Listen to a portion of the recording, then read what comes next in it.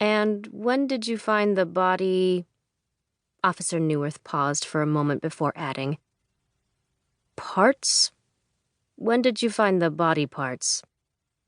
It was a hand and a foot, to be exact. Or at least Amy thought there was a foot. She hadn't bothered to look inside the boot, but since Officer Newirth said parts instead of part, she assumed there must have been a foot, a bloated, sawed-off, purple-blotched piece of flesh that would have made her dry heave at the sight. Yesterday, around 11 a.m., she said. She was pretty sure she had mentioned this detail at least 6 times that very day. She'd thought getting pulled out of algebra class would be fun, but now she was having second thoughts. The boot, she remembered, looked fairly new. It was covered with mud and grime, but the treads weren't that worn, and the laces hadn't frayed yet. She hadn't told any of this to Officer Newirth, though. Up until then, she tried to say as little as possible, sticking to answers like, yes, no, and I don't know.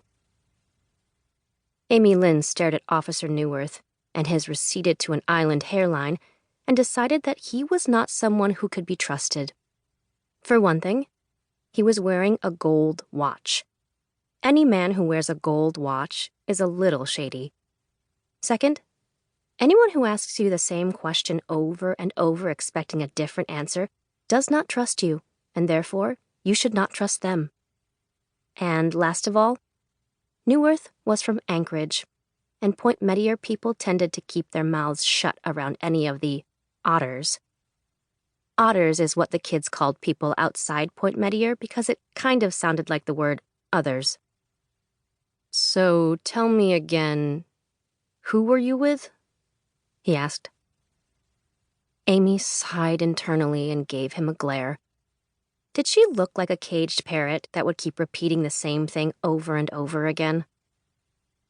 Officer Newirth shifted in his seat and adjusted his leather duty belt, which sagged with the weight of lethal equipment, a baton, cuffs, a magazine pouch, a flashlight, a taser, pepper spray, and, of course, a Glock pistol. But despite all his protective gear, Newirth looked uncomfortable under the glare of a 17-year-old who was barely 5'2". He finally turned his eyes away and looked down at his notepad. Celine Hoffler and Marco Salonga? Yes, Amy finally answered as if his question was somehow offensive. And what were you doing at the cove? Just getting out? Amy wasn't about to tell him the real reason they went to the cove, which was to smoke pot. Even though marijuana was legal in Alaska, they were still minors.